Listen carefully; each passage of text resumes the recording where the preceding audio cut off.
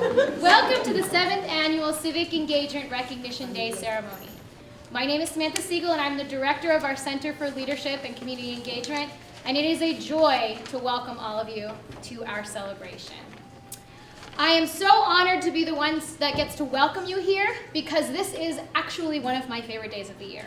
So we have some new staff members that joined us this year, and when describing Civic Engagement Recognition Day to them, I said, well, happens in about mid-April. It's a beautiful sunny day, always. And it's the kind of day where you want to roll your windows down and just sing along to the radio because everybody is smiling. We so often forget to pause and celebrate each other. And today, that's what we get to do. So it's one of my favorite days of the year. Thank you for being here. So before we run into our celebration, I want to thank the many people who made today possible. To start, my Center for Leadership and Engagement staff, Arlette Cepeda, Kevin Farrell, and our student workers. Thank you for all of your help.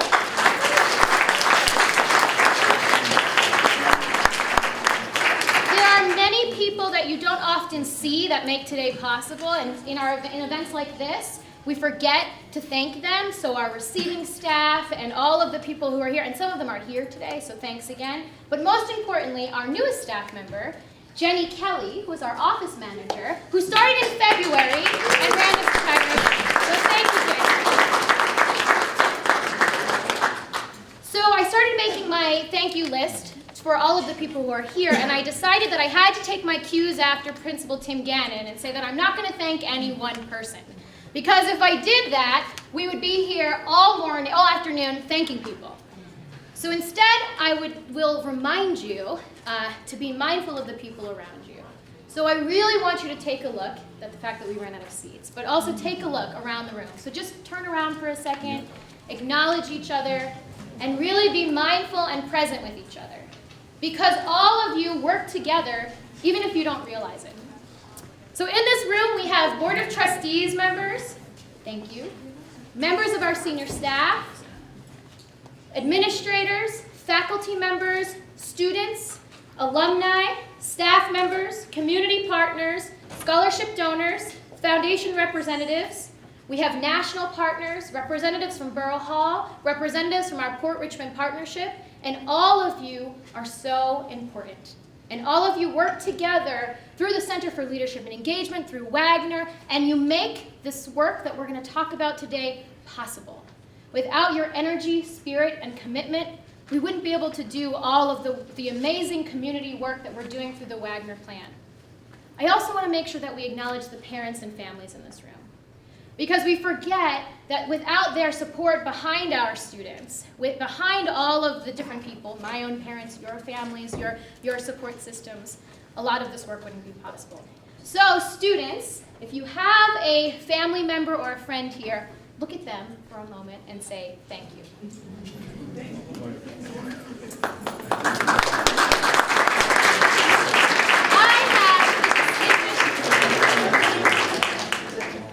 Go ahead, Anthony, make your mom cry. Okay. So I have the honor of introducing President Richard Guarasci. Richard has been here, give me a second. No. Richard has been here for 18 years. I think if we did our math right, there's a few fact checkers on that. Yeah.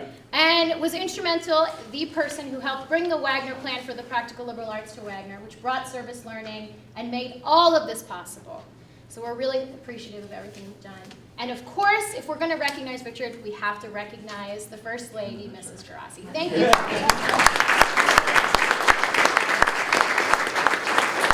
So, before I give some short remarks, let's just thank Samantha for the leadership. So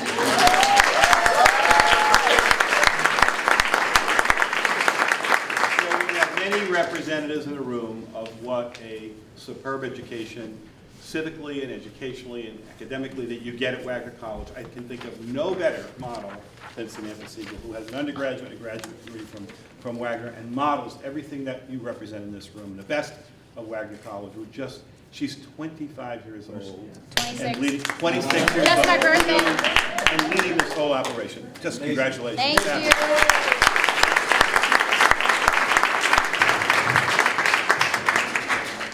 So I just wanted to say, I don't know if you can you hear me without this thing, or can I just do or do with it? With, okay, good. All right, good, because it's hard to hear in the back sometimes.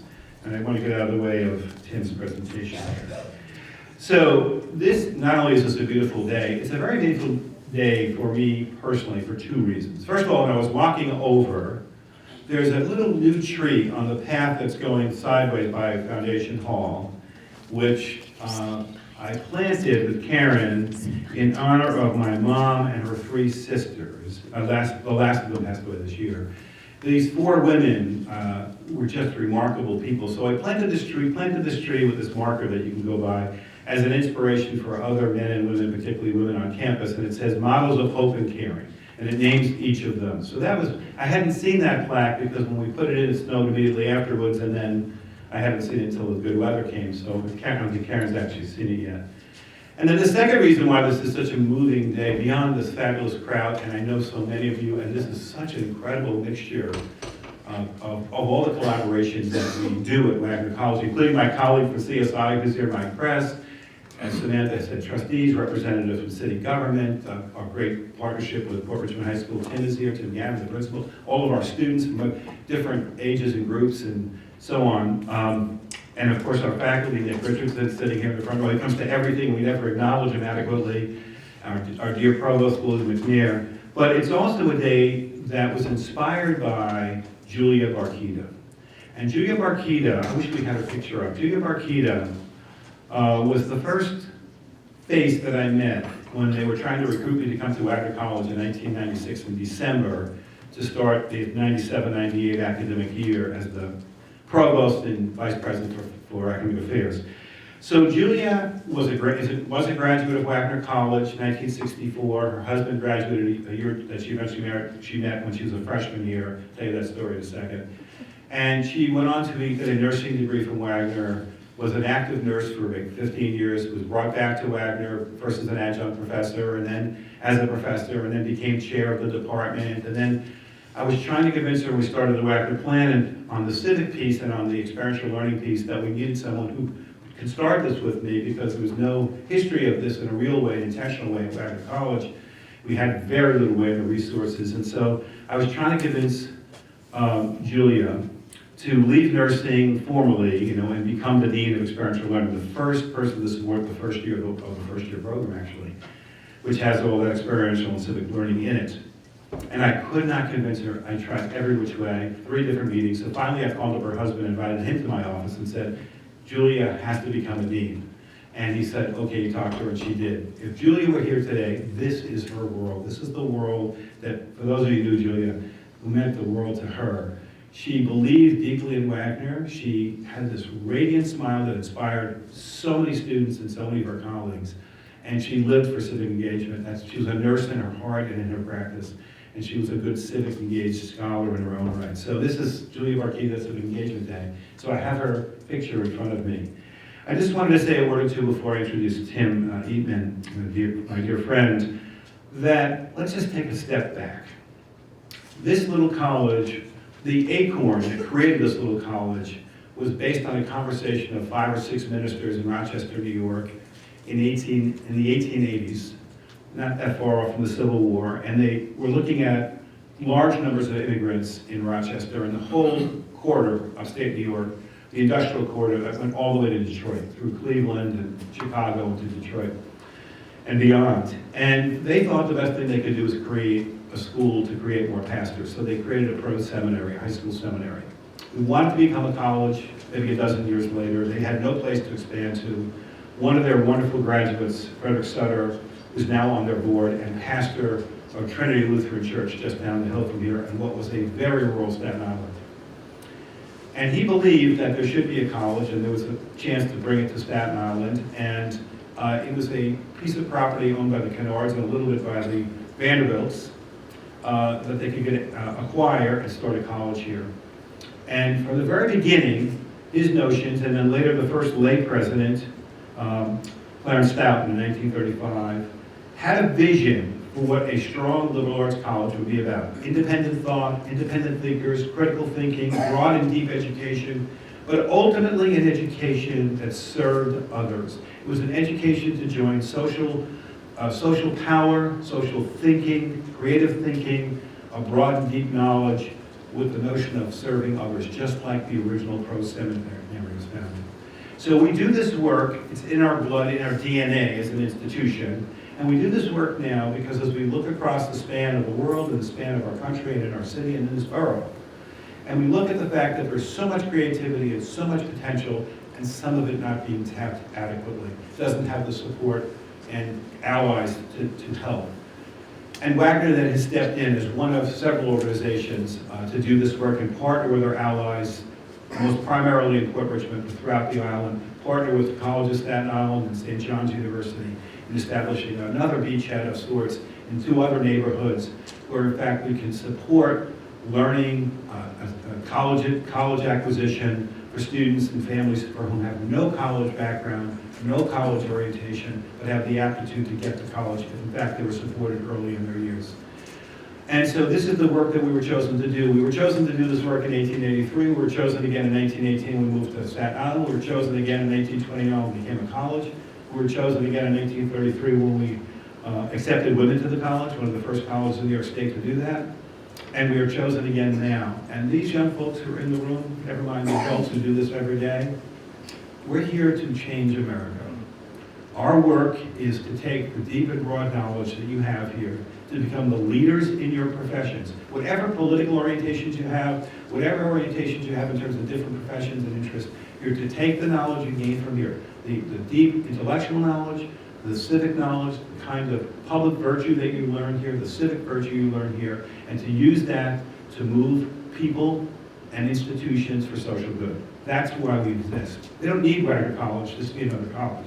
We're here to do that role that we were destined to do from the very beginning. So I want to congratulate all of you, every single person in this room, because you're doing that every day. The students are doing it.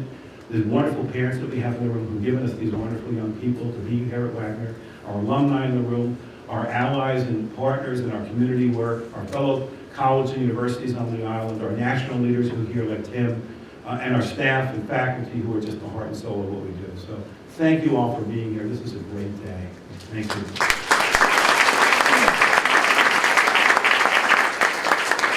So let me introduce Tim Eatman, who had the pleasure of working with nationally for several years.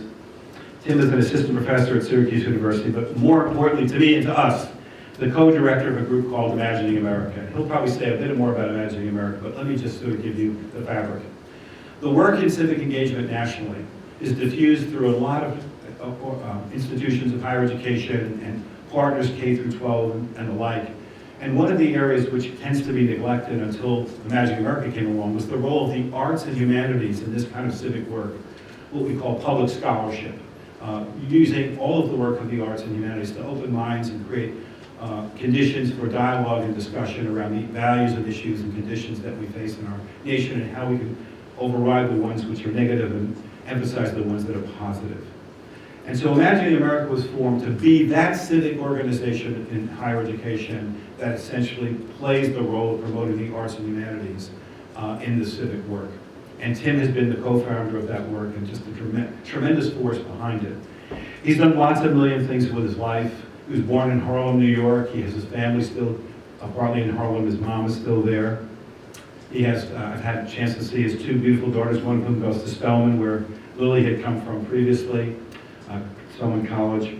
But he's done a tremendous amount of work in research around education, particularly with communities that are underrepresented in STEM fields of science, technology, and math, and engineering. He also is a research director of IA, but he also recently became a scholar in residence at the University of the Free State in South Africa, one of the country's oldest institutes for higher education. And he was brought there to really talk about the kind of work we do here, which has lots of cognates throughout the African continent. We have been blessed to know that because we sponsor, and Ruth is in the room somewhere, Ruth Shaw Gordon and others are in charge of a program here at Wagner called Young African Leaders. We bring 25 African leaders to Wagner for 8 weeks, 6 weeks? 6 weeks as part of a State Department program. We emphasize civic engagement, so we get African leaders who are part of the nonprofit world throughout the African continent. They are brilliant, brilliant people. We had them here last year. We'll have another cohort this year. It's now called the Mandela Program for Young African Leaders. It's out of the State Department. we're fortunate to be part of that. So we know the work that Tim is doing in South Africa. It's inspiring people like the ones that come to us in the summer, and they get inspired with the work that our students are doing and our faculty are doing in places like Fort Richmond, Park Hill, and so on and so forth.